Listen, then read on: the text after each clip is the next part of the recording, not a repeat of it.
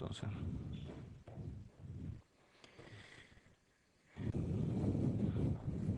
vamos a partir de nuevo con esta, para hacer un repaso de lo que hicimos y no perder el foco entonces.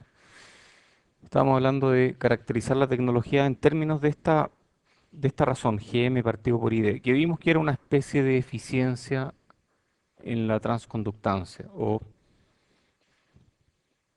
una forma de verlo es pensar en el transistor como una especie de máquina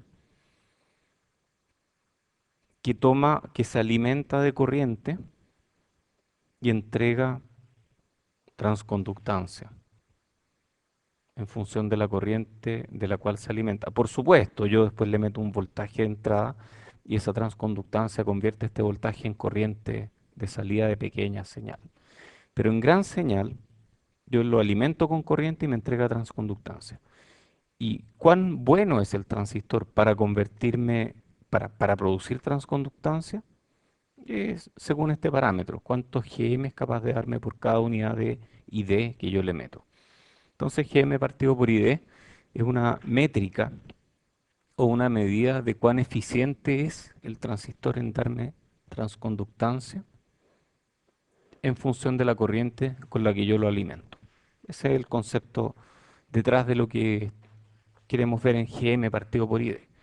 Y vamos a ver en este curso, y en particular en la siguiente clase, que GM partido por ID se relaciona con otras cifras de desempeño. Entonces, partimos con este ejemplo, y este ejemplo era hacer una función de transferencia y llegar a algún valor de algo. Hola. Entonces tenemos aquí la ganancia de voltaje, que vimos que era función de GM. Tenemos el ancho de banda, que tiene VOB en alguna parte, y la disipación de potencia, que tiene, al final todas tienen VOB. Y al final dijimos, parece que VOB es una perilla, y parece que VOB se relaciona con GM partido por ID, según esta ecuación que está acá. Entonces, de alguna forma, si VOB crece, GM partido por ID decrece. Estas relaciones las vamos a tener súper claras al final de esta o la próxima clase. Entonces, GM partido por ID y VOB se relacionan de manera indirecta, ¿cierto? O sea, inversa.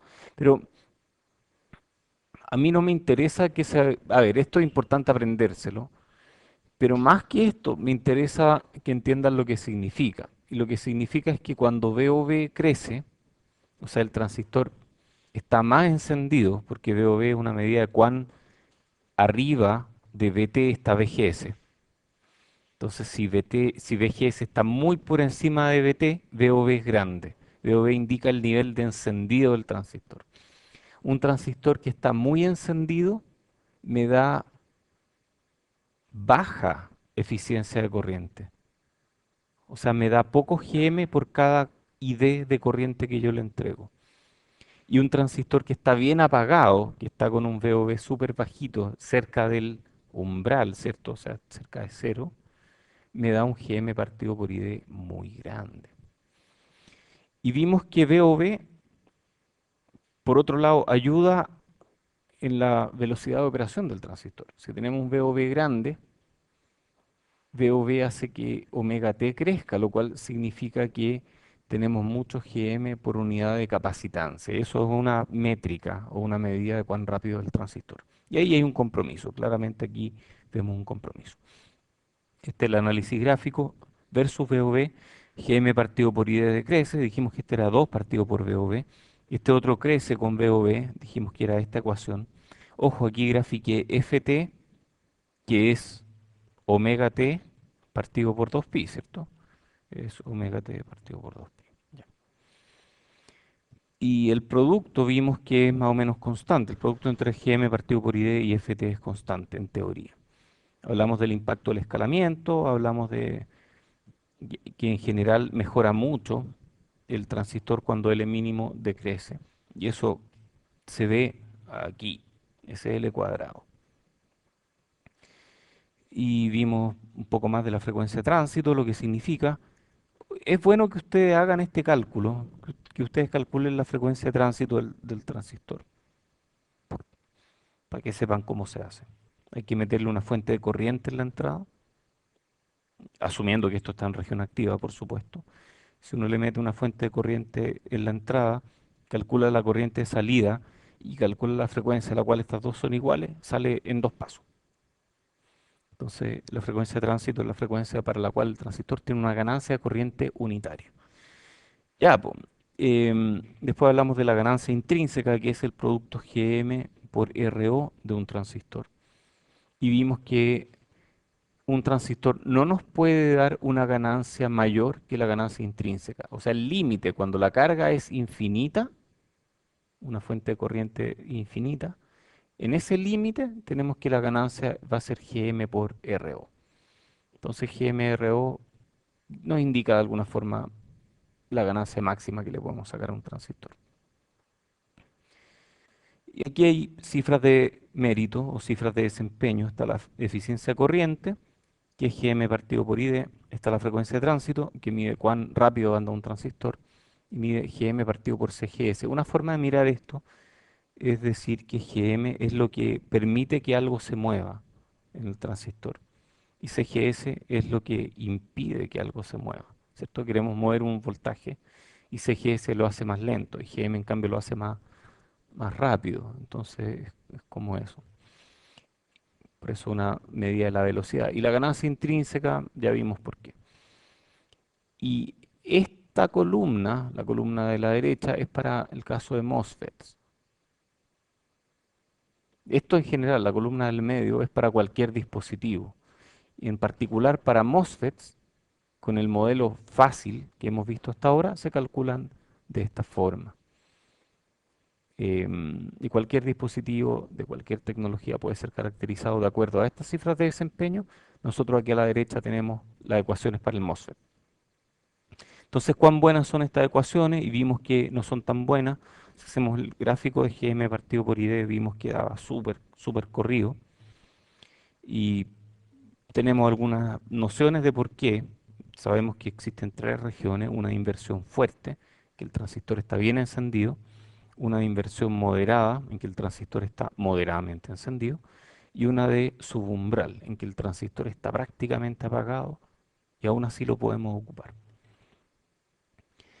Em, Después hablamos de qué pasa en la región subumbral y efectivamente en la región subumbral el transistor tiene una tremenda pendiente ID versus V, esa tremenda pendiente que se parece a la de un BJT. Hablábamos de algo de 60 milivolts por década, o sea, 60 milivolts por cada década de corriente yo requiero 60 milivolts. Lo ideal es requerir pocos milivolts para aumentar en una década la corriente. O sea, mientras más parada esta curva, más baja es la cifra 60 milivolts por década.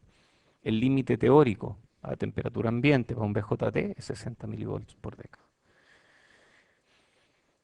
Bueno, la definición de BT ya la vimos, que es bien arbitraria, la verdad. O sea, de ahora en adelante vamos a hablar de BT porque es importante conocer BT, importante para la tecnología, pero una definición súper arbitraria. Y vimos que efectivamente la carga móvil es proporcional a VOV, pero existe carga móvil cuando tenemos un VOV bajo cero. Entonces, eso es importante. Cuando estamos en subumbral, igual hay carga móvil, por lo tanto, en subumbral, el transistor igual conduce, con una pendiente enorme. Entonces hablamos de que parece, por lo que estamos viendo, que un MOSFET tiende a un BJT cuando VOV tiende a cero, más o menos, ¿cierto? O sea, mientras más chico el VOV, más parecido a un BJT. Y lo miramos aquí, mientras más chico el VOV, cuando estamos de aquí para allá más o menos, el MOSFET tiende a un BJT, más o menos, a un mal BJT. Pero eso es a lo que tiende. Y hablamos de qué es lo que pasa exactamente ahí. Realmente aparece un BJT parásito, aparecen unas ecuaciones parecidas a las de un BJT. Estas no las vamos a usar. Siendo súper honesto, estas no las vamos a usar, pero es importante que sepan que existen. Y vimos que efectivamente algo se parece a un BJT porque este GM partido por ID, volvimos al GM partido por ID, que indicaba cuán eficiente es un transistor en convertir corriente en transconductancia, ese Gm partido por ID llega a un valor máximo cuando estamos en la región de subumbral. Entonces, cuando estamos con VOB 0 o menor que 0, este Gm partido por ID tiende a un valor máximo. Pero no podemos usar el transistor apagado, pero podemos usarlo casi apagado. ¿Cuál es el casi? Bueno, eso es lo que tenemos que aprender en este curso. Entonces vimos este resumen, de esta lámina se entiende poco, pero al final lo que hay es que hay como tres regiones. Incluso dentro de la región activa hay como tres regiones, que una es inversión fuerte, en que el transistor está bien encendido, VOB es grande y las ecuaciones de canal largo funcionan súper bien. Después tenemos la inversión débil o moderada, donde las ecuaciones de canal largo se empiezan a caer. Y después tenemos la subumbral, en que la ecuación de canal largo no sirve porque aquí el transistor parece un BJT. Y es muy eficiente en términos de corriente, pero es muy lento. Entonces se parece al BJT en cuanto a ecuaciones, pero tiene mucha capacitancia parásita, por lo tanto se vuelve más lento. Entonces, ¿qué pasa en inversión moderada? En la región de inversión moderada hay dos mecanismos, uno que es parecido al del MOS, otro que es parecido al de un BJT, y ambos coexisten. Y depende cuál gane, a qué se parece más mi dispositivo. Entonces vimos estos modelos de EKB que se usan mucho en otras partes, pero que nosotros no vamos a usar. Y vimos que en inversión fuerte igual no es tan bueno el modelo, se parece al de canal largo, pero no es tan bueno. Y la razón, creo que aquí quedamos, ¿no? Sí. La razón de por qué. Ah, esa fue la razón por la que no pudieron dormir el fin de semana, ya me acordé. Eh, porque no les dije por qué. La razón es esa. Eh, La razón de por qué en inversión fuerte, que yo dije que el modelo era decente, aquí es pésimo, aquí es decente, porque en realidad no es tan bueno. Y esas son las razones que vamos a ver ahora. Entonces, esos son los efectos de canal corto que hacen que el modelo de canal largo no sea tan bueno. Entonces, el principal diría yo es este, saturación de velocidad debido a un elevado campo lateral. Pero hay otros también que son degradación de la movilidad debido a un elevado campo vertical, dependencia de BT en la longitud y el ancho del canal, dependencia de la resistencia de salida en BBS y hay más. Vamos a discutir estos dos primeros. Voy a decirlos de manera muy intuitiva y después los vamos a mirar con un poco más de ecuación. Entonces imagínense el transistor, pero este es un transistor muy chico, muy chico. Entonces aquí tenemos, no sé, VDS, este es VD, este es VS. Digamos que tenemos 1 volt, entonces VDS es 1 volt y VG menos VS, digamos que es del orden de 1 volt también, hola. Entonces los dos son del orden de 1 volt. Bueno, este gallo de acá tiene pocos nanómetros de longitud, digamos 3 nanómetros perdón, de espesor. Y este otro, digamos que es un transistor chico, que es de 250 nanómetros. Eso no es tan chico, es un transistor enorme para estándares actuales. Entonces, ¿cuál es el campo eléctrico en este caso? Yo sé que es V partido por distancia, ¿cierto? V partido por distancia. En este caso es 1 volt partido por 250 nanómetros. 10 elevado a, ¿cuánto es nano? Menos 9. Ah, entonces esto es como 10 a la 9. Aquí arriba, ¿cierto? Que es 10 a la 3 por 10 a la 6. 10 a la 3 es 1000 partido por 250 es 4. 4 por 10 a la 6. 4 millones de volt por metro. O sea, 4 megavolt por metro. Eso es harto. El campo eléctrico aquí es tan grande.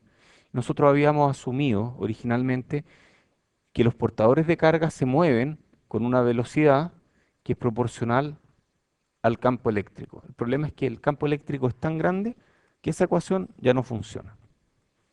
El otro problema que ocurre es que aquí hay un campo eléctrico vertical. ¿De cuánto es el campo eléctrico vertical? ¿Ah? es aún más grande. O sea, es mucho más grande. Entonces, es tan grande que una forma de verlo es que los portadores de carga en realidad no van por el canal, sino que van como pegados arriba. Y al ir pegados arriba van chocando más. ¿Se imaginan lo que les pasa a esos portadores de carga, no?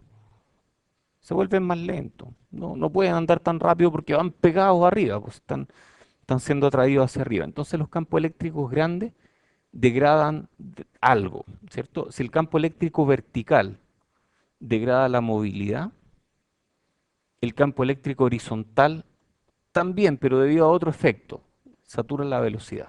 Entonces vamos a ver esos dos efectos. Veamos el primero, saturación de velocidad, esto es debido a un campo eléctrico lateral. Entonces, E lateral. Supuesto para derivar ID, ¿cierto? Esto fue lo que hicimos hace algunas clases atrás, que la velocidad es mu por E. Esa es velocidad. Es la movilidad por el campo eléctrico. El problema es que la velocidad de los portadores tiende a saturar. Hola. Si es que uno llega a campos eléctricos muy grandes, esto ya no es una pendiente, sino que se empieza a bajar la pendiente. Ya no es una recta perfecta. Entonces, esa velocidad tiende a saturar. Y satura, y hay una aproximación que dice que en realidad la ecuación no es velocidad es mu por e, sino que velocidad es mu por e partido por un factor. Ese factor es uno más e partido por e sub c, donde e es el campo eléctrico y e sub c es el campo crítico. Entonces, veamos, pues, si es que e es chico, a ver, vamos a hacer esto. Cuando e es chico, si es muy chico, uno más e es mucho menor. Ah, entonces, ¿qué tan chico? E es mucho menor que ese. Cuando e es mucho menor que ese, velocidad tiende a mu por e. Ya. Y cuando e es mucho mayor que e sub c, velocidad tiende a qué cosa? A mu por, a ver, si este es muy grande, mucho mayor que uno, el uno desaparece, estos se cancelan, este pasa para arriba, mu por e sub c. Entonces, de alguna forma, satura la velocidad. No puede crecer más. No puede crecer. Entonces, em, el efecto de eso, perdón, es que la corriente ya no puede seguir creciendo. Y ese supuesto se nos cayó. Segundo efecto, degradación de la movilidad debido al campo eléctrico vertical. En un MOSFET de canal corto, el espesor del óxido compuesto ha sido reducido continuamente de acuerdo al escalamiento. Es realmente chico. Como consecuencia, el campo eléctrico vertical es enorme y la superficie tiene imperfecciones. Entonces, ese efecto puede ser incluido en las ecuaciones reemplazando el mu que vemos siempre, el mu de un medio mu, COX, etcétera, ese mu por una movilidad efectiva. Entonces, ese mu en realidad es mu partido por uno más teta BOV, donde teta tiene unidades de volt a la menos uno y tiene un valor entre 0,1 y 0,4 y es terrible porque es un factor de corrección al final, lo cual significa que cuando VOV es grande, la movilidad se ve reducida. Mala cosa. Entonces la conclusión es que el modelo canal largo no nos predice GM partido por ID bien. No es suficiente precisión en ninguna región de operación, incluso en la región de inversión fuerte, donde dijimos que, uy, yo las veía iguales, yo veía que las curvas eran iguales aquí, bueno, no son iguales, están lejos de ser parecidas. Entonces es malo, es realmente malo. Por lo tanto, no podemos confiar en la ecuación GM partido por ID igual 2 partido por VOV. Esta nos sirve como una primera aproximación y la vamos a usar como una primera aproximación, pero para cálculos exactos no nos sirve. Y este problema lamentablemente se ve exacerbado en tecnologías más modernas. Entonces, ¿cómo superamos el problema? Y la clave está en un cambio en las variables de diseño. Entonces, no vamos a diseñar para VOV. VOV no va a ser nuestra perilla. nuestra perilla va a ser GM partido por ID. Esa va a ser la variable de diseño. Y mi GM partido por ID va a ser sinónimo de punto de operación. Entonces, punto de operación y GM partido por ID son lo mismo.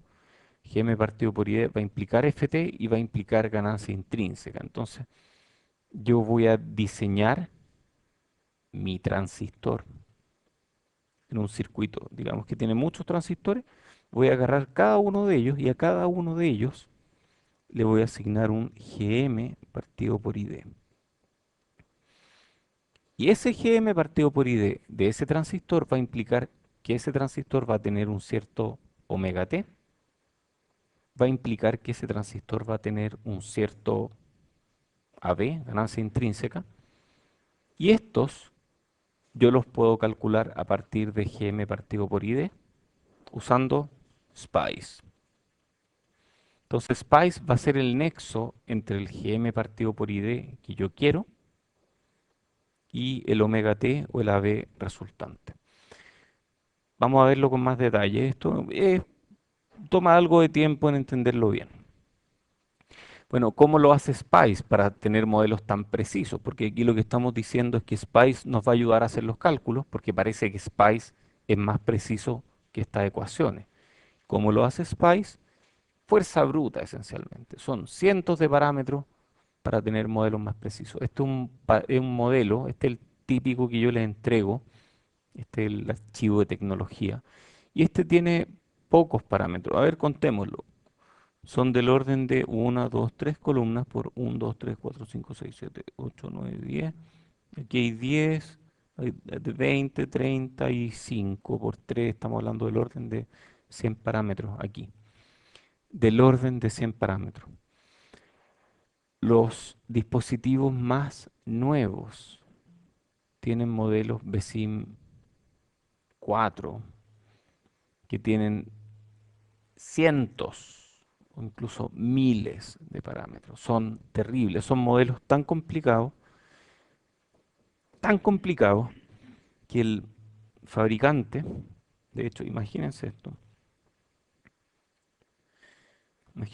ustedes diseñan y tienen la típica ecuación, un medio mu COX W partido por L por BGS menos BT cuadrado. Ya, póngale uno más lambda B, dice. Ustedes dicen eso. El fabricante les dice, saben, esto está malo, de hecho miren el modelo, pero es más, ya, ok, teniendo el modelo, ustedes, por último, W partido por L debiera ser relativamente transversal a todos los modelos. No, es tan así que el fabricante dice, mira, vamos a poner aquí W y aquí vamos a poner L.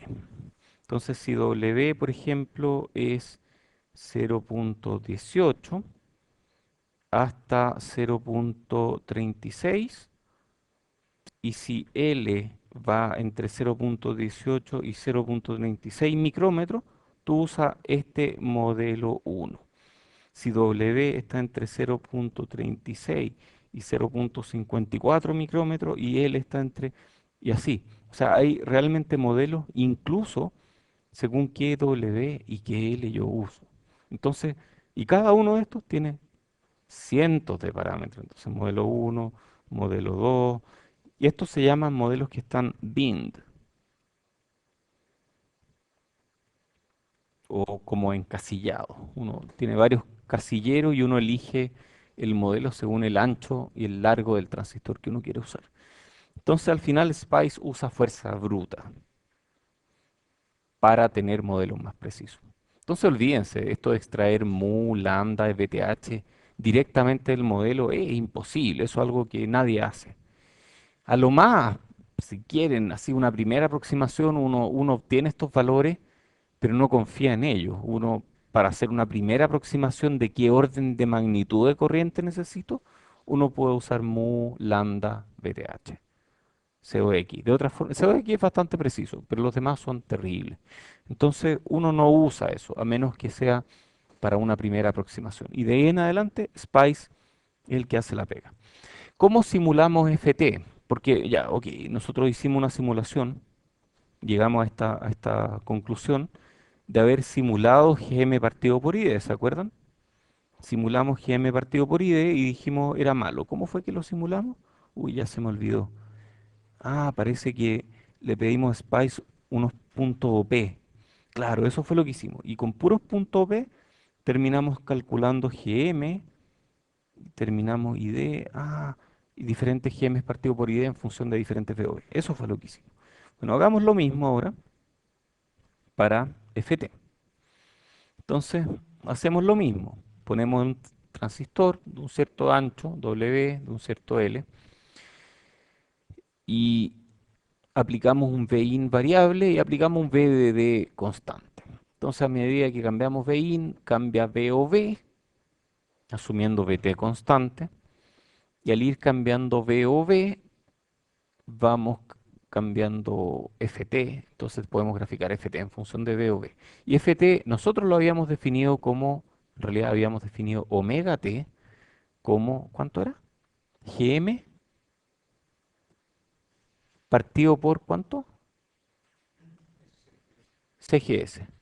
No, esto es sin la S, partido por CGS. Entonces, eso es omega T, GM partido por CGS. Bueno, hacemos un punto P y tenemos para cada punto de operación GM, aquí está GM, y CGS, yo no lo veo, veo varias cosas. Y CGS, como les dije antes, las capacitancias de los transistores son cosas muy complicadas porque son de varias capas, perdón, de varias placas paralelas donde hay efectos mutuos. Entonces al final lo que uno define es un dQ/dB y el CGS se puede definir como este dQ/dB. Entonces uno va a esta tabla, dQg/dB/SB, dQg/dB/SB. Sale negativo aquí, es un tema de convención, pero da lo mismo. Yo divido estos dos y tengo omega t. Entonces puedo hacer esto para diferentes voltajes de entrada y calcular entonces omega t o ft, que es omega t partido por 2pi, para diferentes valores de VOV. Y eso fue lo que hicimos y llegamos a esto.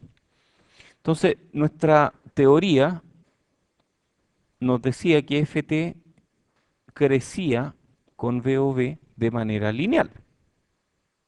Esto es en teoría. Este es el modelo de canal largo. En cambio, Spice nos dice que la curva, a ver, por aquí se parece un poco, ¿ah? O sea, digamos que en la región de inversión moderada está más o menos ok. En inversión fuerte se va a cualquier parte. Justo ahí está bien, justo ahí está perfecto. Pero o sea, es bueno el modelo en 3 puntos, el resto es malo, mal modelo. Entonces FT es malo. Observación, el modelo de canal largo no es muy bueno. Ya, esto es un eufemismo, ¿ah? El modelo de canal largo es malo. Hay discrepancias importantes en las regiones de subumbral y de inversión fuerte. Inversión moderada está ahí. Entonces las razones son las mismas que para las discrepancias en GM partido por ID. Esencialmente el transistor parece un BJT cuando estamos en subumbral y en inversión moderada. Y tenemos efectos de canal largo, de canal corto cuando VOV es grande. Entonces, si miramos esta curva, aquí falla el modelo porque el MOSFET tiende a un BJT. Acá arriba falla el modelo por efectos de canal corto, que son los que vimos del campo eléctrico vertical y horizontal que era muy fuerte. Entonces, em, el modelo de canal largo no predice adecuadamente la frecuencia de tránsito del MOSFET. Por lo tanto, el modelo de canal largo es malo. Interesante, habíamos hecho nosotros el producto GM partido por ID por FT y habíamos visto que era constante. Eso es lo que decía la teoría. En la práctica, este producto, que de alguna forma nos dice qué tan bueno es el transistor, porque nos dice qué tan bueno es en generar GM a partir de una cierta corriente ID, y nos dice qué tan rápido es. Ese producto tiene un máximo, que depende de la tecnología, y en este caso es más o menos para VOV 0,2 volts. Entonces, estos transistores en particular parece que son buenos cuando VOV 0,2 volts, pero eso no significa que hay que usarlo ahí. Podemos usarlo más arriba, que vamos a ser menos eficientes, o podemos usarlo más abajo, en que vamos a ser especialmente lentos, pero tal vez no nos importa. ¿Ah? Pero si queremos lo mejor de los dos mundos, mejor usarlo ahí, pues, donde el producto GM partido por ID por FT es máximo. Ya, simulemos la ganancia intrínseca ahora. Ya llevamos dos simulaciones, una de GM partido por ID versus VOV y otra de FT versus VOV. Ahora simulemos ganancia intrínseca, que es GM por RO. Entonces aquí tenemos GM, hacemos lo mismo que antes. GM para diferentes VIN, GM, aquí está GM, y RO, que aquí aparece como GDS. Entonces RO es uno partido por GDS. Y hacemos eso. Entonces los valores de GM y GDS se obtienen del punto P y calculamos. Repetimos para diferentes puntos de operación haciendo un barrido sobre VIN y sobre VDD también. Oh, oh. A ver, eso no lo habíamos hecho antes, eso es nuevo. Aquí no hacíamos un barrido sobre VDD. Aquí para FT dijimos que VDD era fijo, o sea, parece que VDD no, o VDS, no afecta mucho o significativamente FT. VDD no afecta significativamente GM partido por ID, pero VDD, o VDS en este caso, sí afecta GMRO. De hecho, GMRO es una función muy fuerte de VDS. Y eso es importante. Bueno, esto se puede automatizar y finalmente llegamos a este resultado. Entonces, dice aquí ganancia intrínseca de un NMOS, que en este caso es para la tecnología del curso L0,6 micrómetros, o sea, longitud mínima, DDS 2.5 volts, fijo. Entonces tenemos GMRO por un lado y tenemos VOV por otro lado. SPICE nos dice el azul, mientras que la teoría es la roja. En teoría, GM partido por ID decrece a medida que uno aumenta VOV. Esa ecuación la teníamos por acá arriba, a ver dónde estaba. GM, perdón, la ganancia intrínseca, no, la teníamos en otro. Una tabla, ¿dónde está la tabla? Aquí. Entonces dice que la ganancia intrínseca es 2 partido por lambda VOV. Ah, y lambda es uno partido por VA, el parámetro del efecto Early, etcétera. Entonces hay que incluirlo en las ecuaciones. Entonces, lo que me dice esta ecuación es que si yo hago crecer VOV, la ganancia intrínseca decrece. Vamos a mirar qué es lo que obtuvimos. Si yo, en teoría, si yo hago crecer VOV, la ganancia intrínseca decrece, lo cual es esperable. Yo usé lambda igual 1 partido por 12 volts, que es lo que me resultó relativamente razonable, creo yo. El problema es que Spice me dice una cosa totalmente distinta. Spice sí mantiene esta relación de que cuando VOV crece, entonces la ganancia intrínseca decrece. Pero Spice me da una curva totalmente distinta a la teoría. Entonces es realmente imposible estimar esto usando un modelo de canal largo. Si uno cambia lambda puede parecerse en un punto, pero no, se parece, ¿no? No, no es un buen modelo. Más encima es función de BDS, entonces es aún más complicado, ¿sí?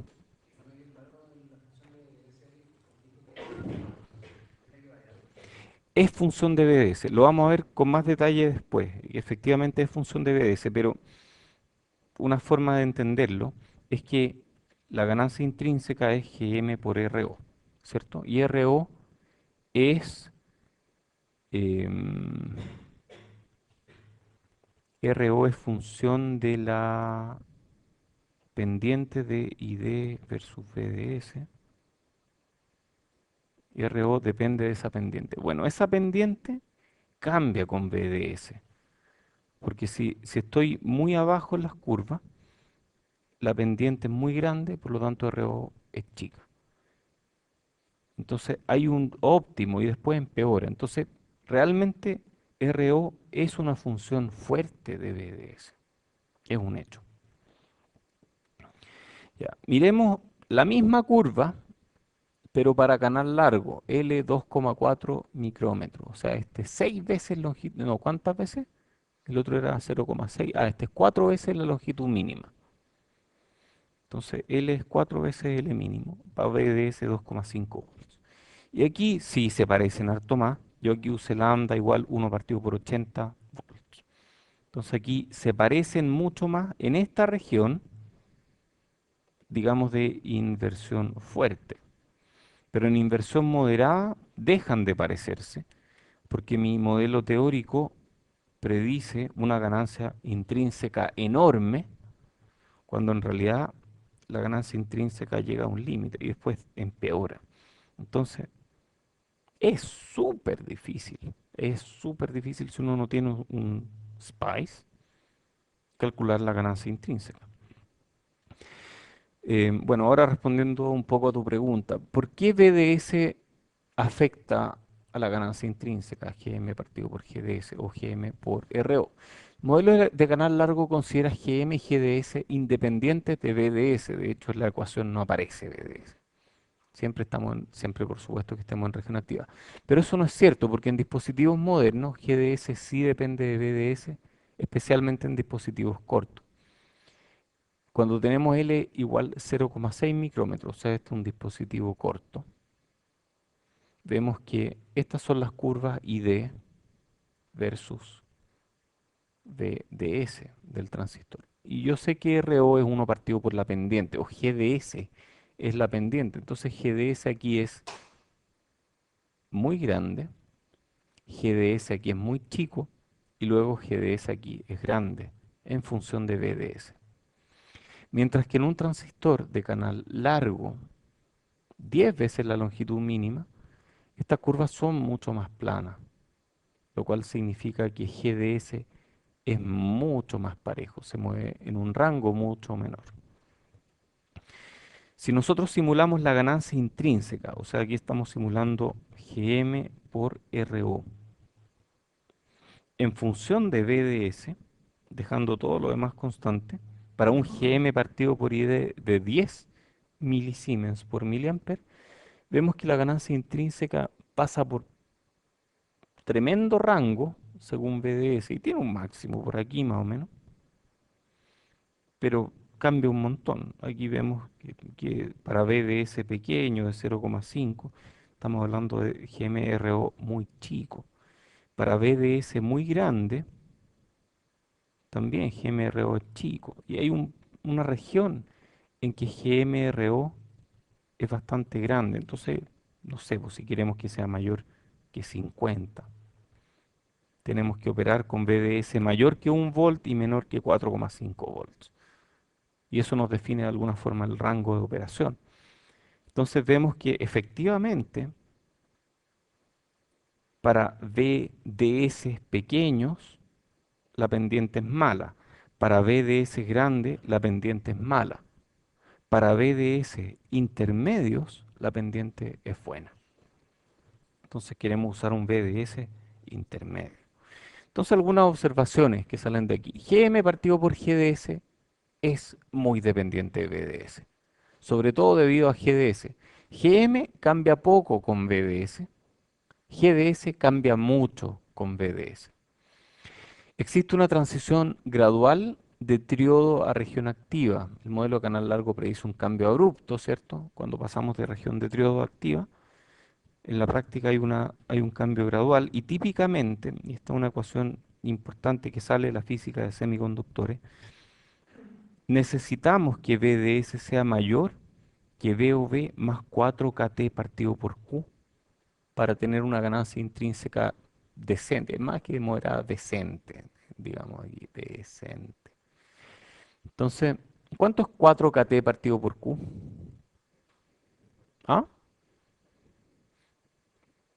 No, KT partido por Q es térmico. Y es como 25 mili, por lo tanto 4 es como 100 mili ya. Entonces, a temperatura ambiente esto es como 100 milivolts. O sea, necesitamos para cualquier transistor VDS mayor que VOB más 100 milivolts. Si no, va a andar pésimo. A ver, miremos este de acá. Tiene un cierto GM partido por ID. Este, vamos atrás. Vamos bien atrás. GM partido por ID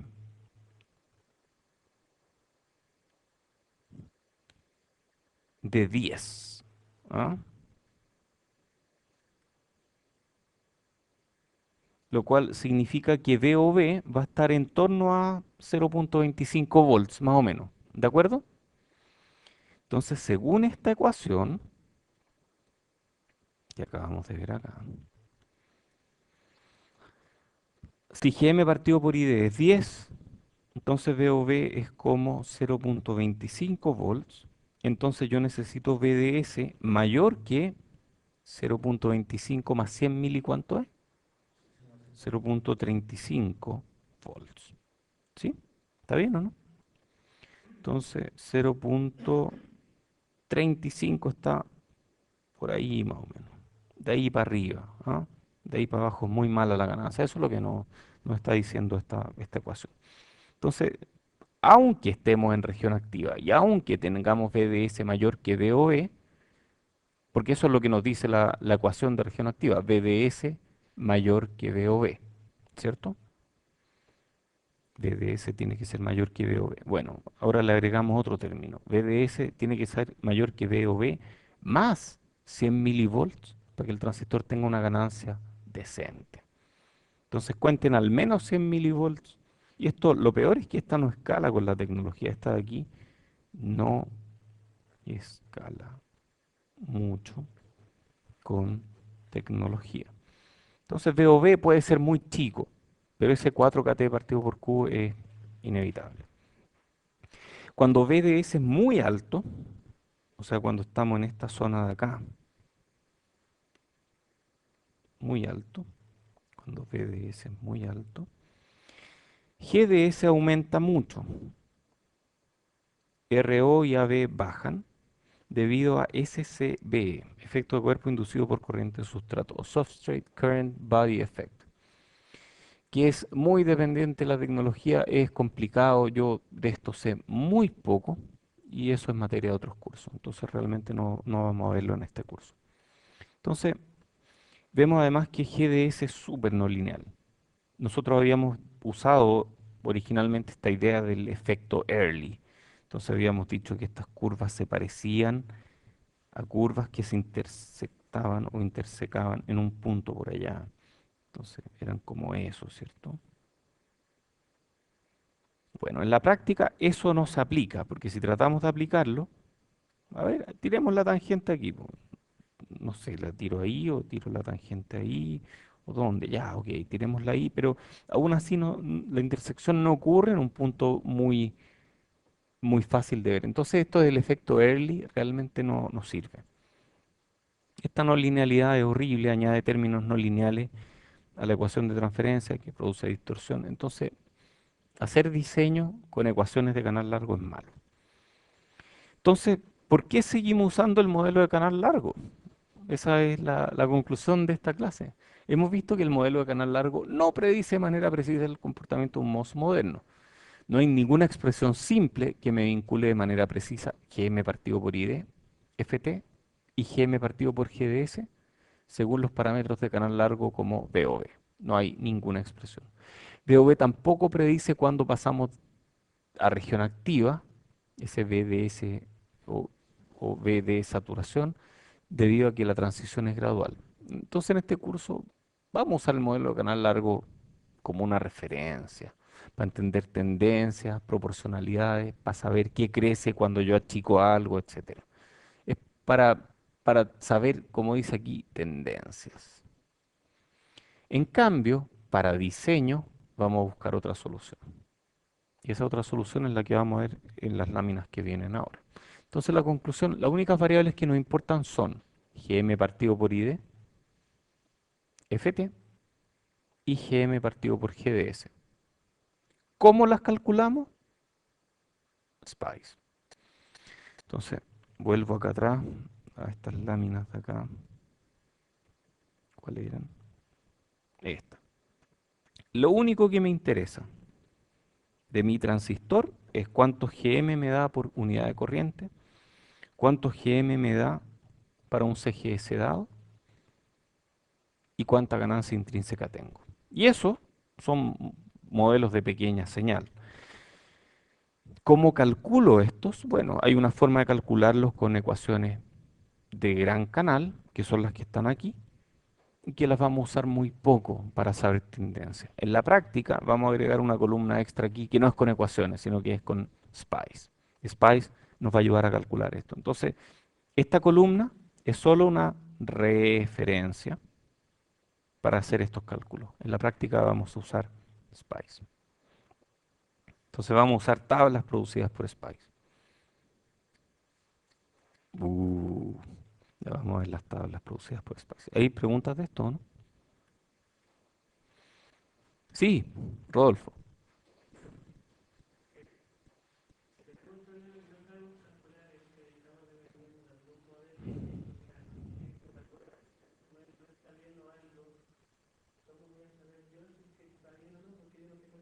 No, el modelo, el que te dice SPICE es el modelo correcto. Porque hay gente que se esfuerza mucho en que esos modelos estén correctos. Y los miden y los están sacando todo el tiempo a partir de mediciones de wafer reales.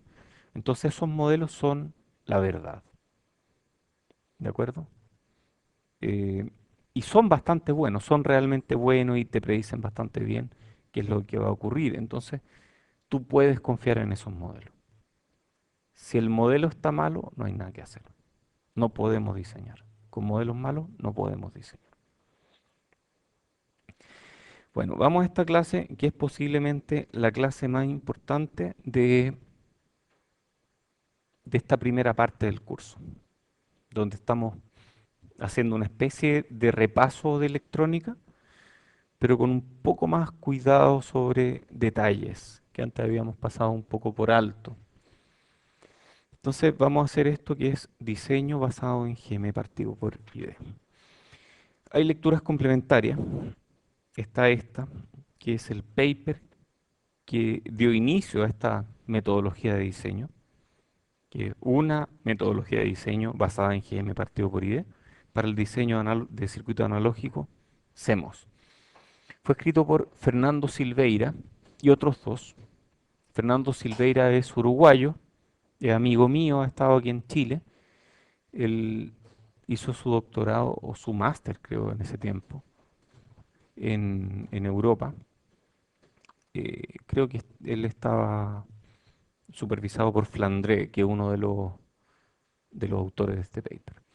Y ahí es donde explica esta metodología de diseño. La gracia es que es una metodología universal, que realmente no depende de... O sea, si cambiamos de CMOS a cualquier otra cosa, esta metodología sigue siendo válida. Y eso es muy bueno. Fernando Silveira es profesor en la Universidad de la República en Uruguay y además tiene un emprendimiento en chips para marcapasos. Y lo cual es bien interesante. Yo encuentro notable que se haga tecnología súper buena en Sudamérica. Deberíamos copiar su ejemplo. Eh, bueno, y está este otro paper que habla un poco del coeficiente de inversión, del que no hablamos mucho aquí, pero que es importante que sepan que existe, y cómo se relaciona con GM partido por ID. Ya, entonces, ¿cuál es la introducción de esta clase? Ya nos convencimos, espero que estén súper convencidos, de que los modelos de canal largo son malos, son imprecisos, especialmente para MOS modernos. Entonces, como estrategia de diseño vamos a usar otra cosa, que son estas cifras orientadas al diseño de circuito, como GM partido por ID en lugar de ecuaciones. En el fondo, voy a usar cifras que me dicen qué tan bueno va a ser mi transistor. Esa es la idea. Entonces, volvemos a esta clase. Volvemos a esta lámina. ¿No era para el otro lado? Sí, era para el otro. Volvemos a esta lámina y es esta columna la que me indica la calidad de mi transistor. Esta columna me dice cuán bueno es mi transistor. Entonces yo voy a usar datos de esta columna para diseñar. Esa es la clave. Diseñar para un GM partido por ID, para un FT, para una ganancia intrínseca. Luego, como hago los cálculos, Spice me ayuda. Entonces, para un punto de operación dado por GM partido por ID, esto está en negrita o en boldface, porque dice que el punto de operación está dado por GM partido por ID. O sea, de ahora en adelante, a partir de esta clase, punto de operación y GM partido por ID son sinónimos. ¿Dónde opera este transistor? ¿En qué GM partido por ID opera el transistor? Es sinónimo, es punto de operación. Cuando tenemos un GM partido por ID dado, que en otras palabras es un punto de operación dado para un transistor, todos los demás parámetros son determinados usando tablas o gráficos producidos por Spice que reemplazarán las ecuaciones del MOS. Entonces, así, pero muy por encima, yo tengo un transistor. Si le doy una cierta cantidad de corriente, tengo una cierta GM partido por ID. Y luego Spice me dice que para este GM partido por ID tengo este FT, tengo esta ganancia intrínseca, tengo esta capacitancia, etcétera. Tengo este VV, tengo este ID partido por W, etcétera. Hay un montón de cosas que se relacionan con GM partido por ID. Entonces nosotros vamos a diseñar para un GM partido por ID de un transistor y todo lo demás sale como consecuencia de ese GM partido por ID. Es más, esta que la pasé súper rápido, que la dije nomás, después vamos a ver que es muy importante, es que GM partido por ID implica un cierto ID partido por W. A ver, ¿cómo fue eso? Un GM, a ver, si yo pongo el transistor en un punto de operación que tiene un GM partido por ID dado, para ese GM partido por ID le corresponde un ID partido por W. ID partido por W significa qué cantidad de corriente por cada unidad de ancho de transistor, o esto se le llama densidad de corriente.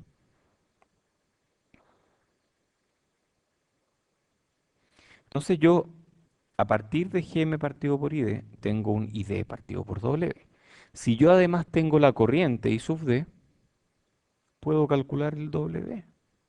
Entonces W, el ancho del transistor, el W del transistor, es una consecuencia del punto de operación y de la corriente que yo le estoy dando a ese transistor.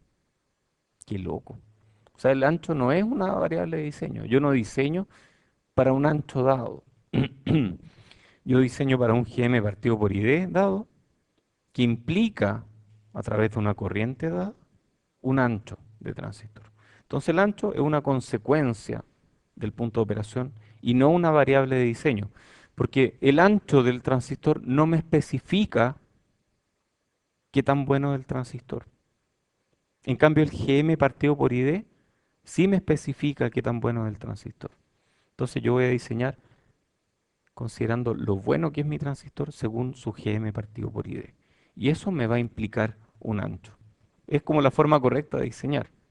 O sea, después de ver esto uno dice, ¿y cómo yo podía diseñar aplicando anchos diferentes? Al final el ancho del transistor no me dice qué tan bueno es mi transistor. Vamos a partir con un ejemplo y este ejemplo es parecido al de la clase anterior.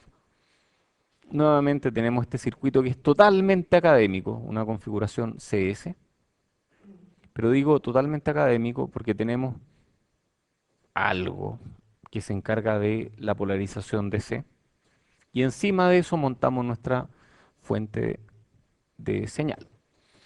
Tenemos que la salida además está conectada a 2.5 volts, lo cual es totalmente académico, es para que esta corriente I sub B sea la misma que pasa aquí, y en DC la corriente I sub B aquí sea cero.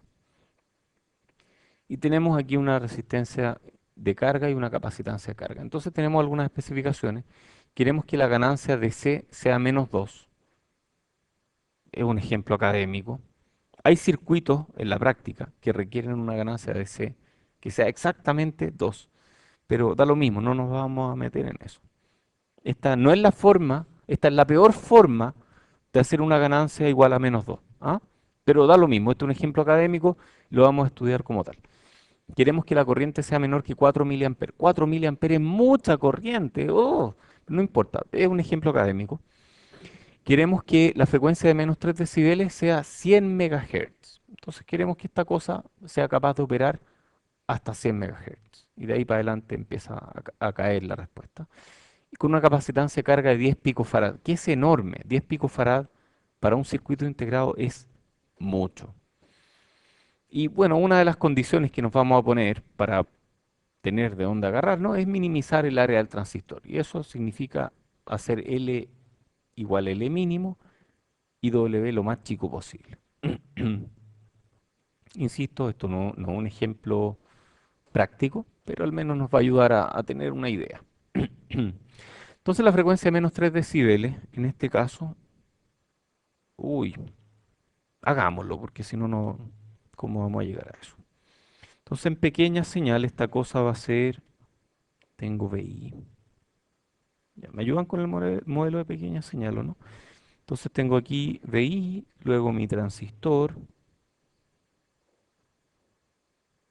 CGS, no pueden olvidarlo, VGS, este va a tierra,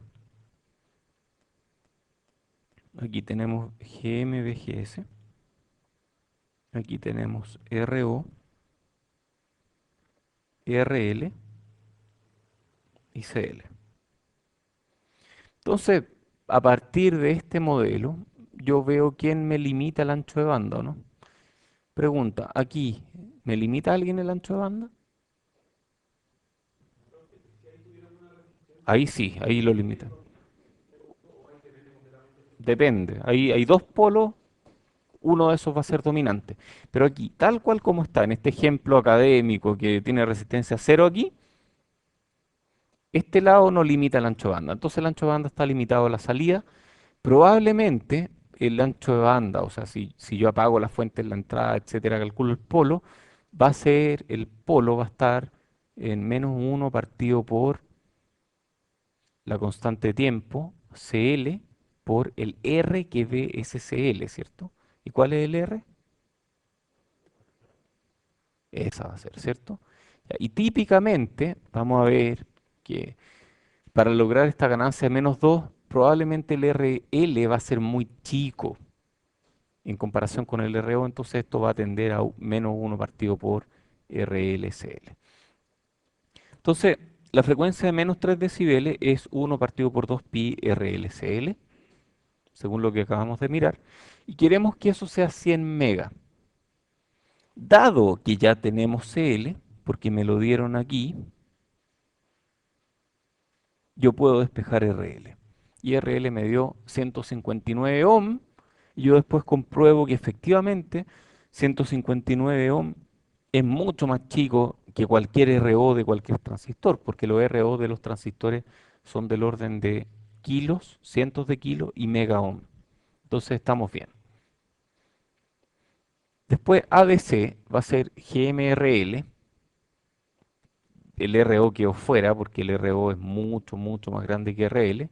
Y queremos que eso sea -2, por lo tanto necesitamos un GM, despejamos GM aquí, 12.6 milisiemens. Luego tenemos, insisto, este es un ejemplo académico, esta no es la forma de diseñar, pero es para que vean algunas cosas. Luego calculamos la corriente del transistor, que es la corriente de polarización I sub B. Y esa corriente de polarización dijimos que el máximo es 4 miliamperes. Si el máximo es lo que usamos, que es 4 miliamperes, entonces Gm partido por Id va a ser 12,6 milisiemens partido por 4 miliamperes, y eso me da 3,15 milisiemens por miliamper. Si yo hubiera decidido usar un I sub B más chico, si yo usaba un I sub B más pequeño, habría tenido que usar un GM partido por ID más grande, ¿cierto? Para obtener el mismo GM. Entonces habría tenido que usar un GM partido por ID más grande.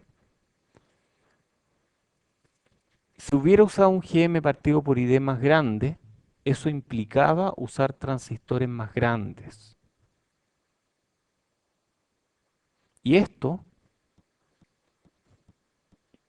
choca con esta restricción de minimizar el área del transistor. Entonces fue por eso que usamos la corriente máxima, ¿ok? Esto, insisto, no es un súper buen ejemplo. Súper buen ejemplo los van a ver ustedes cuando diseñan. Esto es solamente para ilustrar la metodología. Entonces completemos el diseño. Ya tenemos RL, tenemos GM, pero nos falta W. Nos falta este W que nos dé ese GM que buscamos a la corriente I sub D igual 4 miliamperes. Si usamos el modelo de canal largo, el resultado va a ser terrible y vamos a necesitar invocar al nunca bien ponderado mono de Spice para converger. Olvídense de eso. Entonces mejor usemos gráfico y tabla basado en mediciones de Spice y vamos a partir con este gráfico de densidad de corriente que enuncié hace un rato atrás, que me dice ID partido por W en función de GM partido por ID. Entonces, hay formas, las vamos a ver, de calcular ID partido por W en función de GM partido por ID usando Spice. Entonces, yo lo hago una vez para diferentes longitudes y luego tengo esta tabla que me relaciona ID partido por W con GM partido por ID. Entonces aquí está el gráfico. Este es el gráfico de densidad de corriente, que es de ID partido por W versus GM partido por ID. Entonces aquí está en el eje horizontal GM partido por ID y en el eje vertical ID partido por W. GM partido por ID en milisiemens partido por miliamper. Y esto me indica cuántos milisiemens de transconductancia me da el transistor por cada miliamper que yo le meto de corriente DC. Y D partido por W me dice cuántos microamper por cada micrómetro de ancho va a pasar por ese transistor. Entonces tenemos que ID es 4 miliamper, GM partido por ID es 3,15 milisiemens por miliamper, según lo que calculamos hace un rato atrás. Queremos determinar W. Entonces yo sé que esta es la curva de ID partido por W versus GM partido por ID.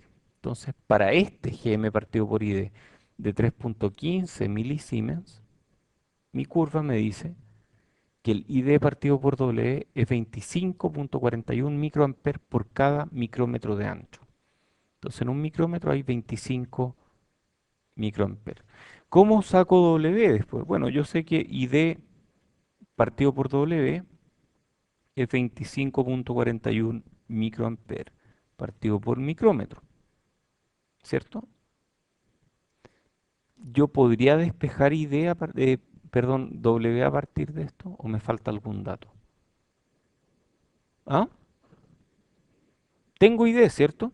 Ah, yo tengo ID, ¿cierto? Tengo ID que es 4 miliamperes. Entonces de aquí puedo despejar W. ¿Cuánto sería W? Si despejo va a ser ID partido por ID partido por W. Donde ID es 4 miliamperes e ID partido por W es el que me dio Spice. Y así vamos a calcular W. Entonces W es una consecuencia del diseño. W no es un parámetro de diseño. El gráfico es un poco más adecuado si uno lo pone en escala logarítmica, porque ID partido es semilogarítmica, porque ID partido por W varía en torno a muchos órdenes de magnitud. Estamos hablando, esto es 10, esto es 20, 30, es del orden de 50 o más hasta no sé, 0,5. O sea, estamos hablando de un par de órdenes de magnitud, lo cual no es menor. Entonces, varía mucho. 50 microamperes por micrómetro hasta 0,5 microamperes por micrómetro. Entonces varía mucho. Por lo tanto, mejor ponerlo en escala logarítmica o semilogarítmica. Si no, no vamos a poder ver bien este valor ni este valor. Entonces, calculamos, según dijimos, W. Y el W resultante de mi diseño es ID partido por W. Y eso me da 157 micrómetros. Entonces esto me dice, Chan, mira, ese es el ancho que tenéis que usar. Entonces nosotros vamos a verificarlo con SPICE. Y aplicamos a este transistor un ancho de 157 micrómetros. Entonces aplicamos este, eh, pero este circuito no es igual al que teníamos antes. A ver, uy, ¿qué pasó aquí? Es parecido. Esta parte es como igual, pero esto no es igual. A ver, no, esto está igual, pero esto es raro. ¿Qué es eso?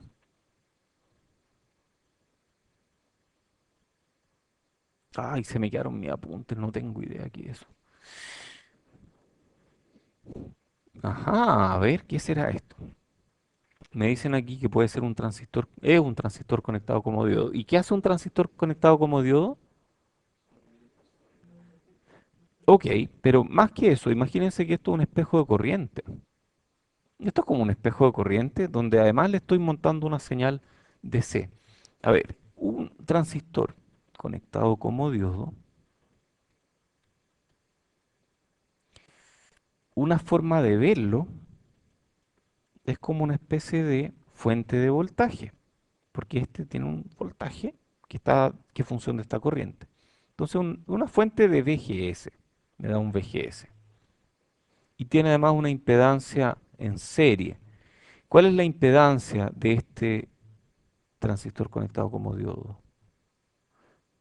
Bueno, es la impedancia vista hacia arriba en serie o paralelo. ¿Cuál era? Con la impedancia vista hacia abajo. En paralelo, ya, perfecto. Es la impedancia vista hacia arriba en paralelo con la impedancia vista hacia abajo. La impedancia vista hacia arriba, ¿cuánto es? Infinito. La impedancia vista hacia abajo, ¿cuánto es? ¿Cuál es la impedancia de un transistor conectado como diodo? Ah, de esta se acuerdan. Uno partido por G. Entonces la impedancia de este nodo, el Thevenin, la impedancia Thevenin de este nodo, es infinito en paralelo con uno partido por Gm. Y eso se parece a uno partido por Gm. Entonces, cada vez que vean esto, ustedes lo traducen a un Thevenin. Y ese Thevenin da un VGS, que es ese VGS, que es capaz de producir esa corriente, y una resistencia en serie, una resistencia incremental en serie que tiene valor uno partido por Gm. Entonces, vamos a hacer el reemplazo mental. Ya sabemos que estos dos están, que aquí viene mi fuente de señal, que está perfecto. Ya, entonces sí, se parecen, son circuitos parecidos. ¿Y por qué hicimos esta payasada de poner una fuente, un espejo de correo, un transistor conectado? No, no sé por qué hicimos esto. Ya, ¿de qué otra forma podríamos haberlo hecho? ¿Cómo podríamos haber puesto en SPICE un voltaje, un VGS dado aquí, para que justo la corriente de este transistor sea igual a I sub B?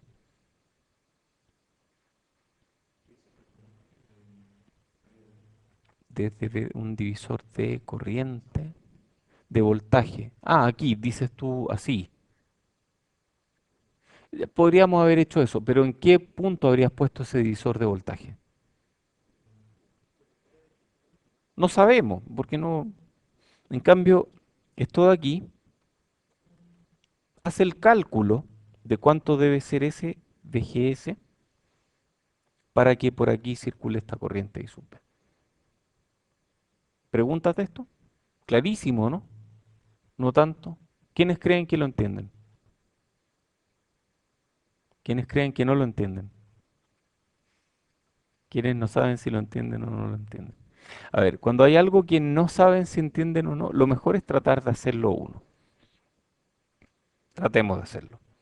Entonces, yo quiero polarizar este transistor con una corriente I sub B. ¿Sí?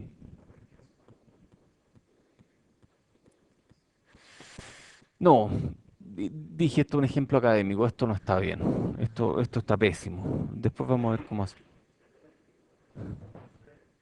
No sé, es terrible, tengo que cambiar este ejemplo. Nunca me ha convencido, pero es que ilustra un par de puntos importantes, entonces por eso no lo he cambiado. Em, a ver, yo sé que aquí tengo un VI y aquí tengo un VO. Yo quiero que ese VO en DC sea 2,5 volts para que aquí no haya corriente. Y esto yo podría graficar VI, VO. Si VI es muy grande, VO va a ser muy chico. Si VI es muy pequeño, VO va a ser muy grande. Entonces esto va a ser una curva más o menos así, ¿cierto? Donde el transistor parte con un VI pequeño en corte o subumbral, luego pasa a región activa y luego pasa a triodo. Y yo quiero operar, ojalá, en 2,5 volts. Yo quiero operar ahí. VO igual 2,5. ¿Qué VI tengo que darle para que VO sea 2,5 volts?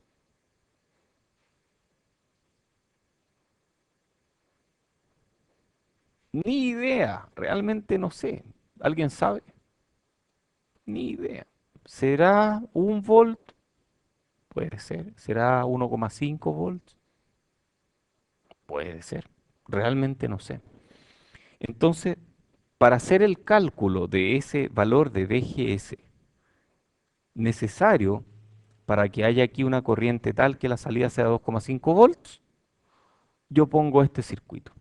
Y este circuito, que tiene el mismo IB aquí,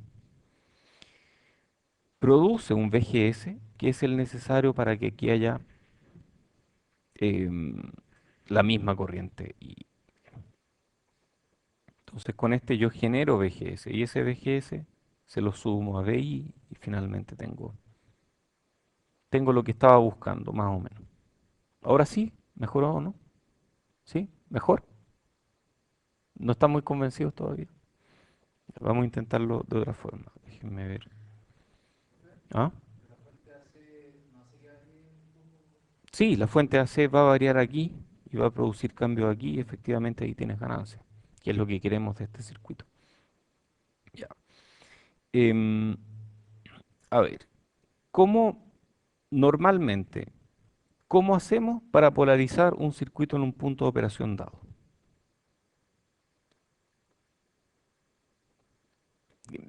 No, antes de eso, ¿le creen a esta curva o no? ¿Todos están de acuerdo con esta curva? ¿Sí? Así es la curva de un transistor en CS. Y yo quiero operar más o menos a 2,5 volts. O más bien, más que a 2,5. Quiero que este tenga la misma corriente. Quiero que la corriente sea la misma. Corriente. Momento, corriente. Corriente. Entonces, yo sé que mis curvas de transistores son ID, V, DS. Es una cosa así. Yo quiero que el transistor opere con la misma corriente IB, para que la corriente aquí sea cero. Entonces yo quiero operar con I sub. ¿Qué diferencia hay entre estas tres curvas? ¿Qué parámetro cambió para yo pasar de una a otra curva? VGS. Entonces aquí tengo un VGS1, VGS2, VGS3. ¿Cómo sé yo qué VGS tengo que darle para estar justo en la corriente I sub B? Fácil. Yo sé que I sub D igual 1 medio mu COX doble E partido por L por VGS menos VT cuadrado.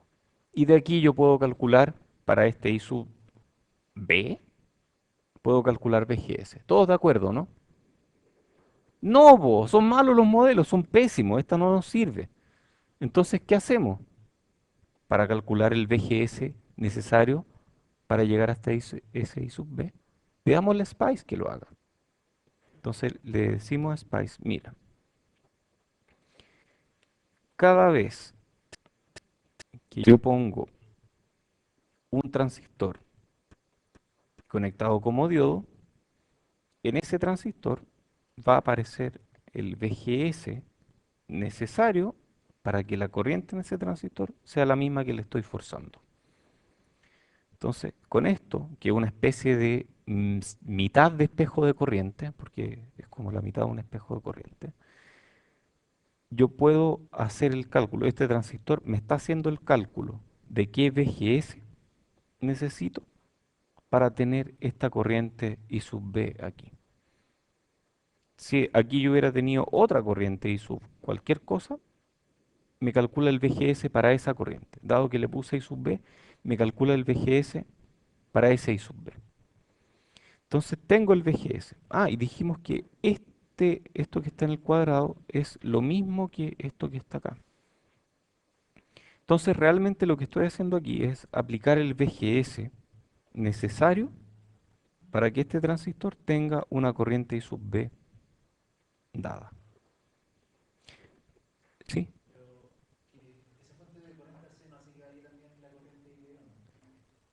¿Esta fuente de voltaje hace? Sí, sí, efectivamente varía.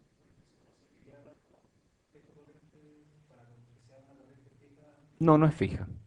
No es fija. Esto es un espejo de corriente en DC nomás. Pero en AC la corriente varía, efectivamente varía. O sea, en AC la corriente va a variar. Y eso es lo que permite que mi transistor amplifique. ¿De acuerdo? Pero tengo que darle un punto de operación que en este caso está dado por VGS. Ya, hoy estamos sobre la hora. Denle una vuelta a esto. Miren el video de nuevo, a ver si lo entienden de otra forma. Si hay dudas todavía, me cuentan la próxima clase. ¿De acuerdo? Ya, y nos vemos el lunes.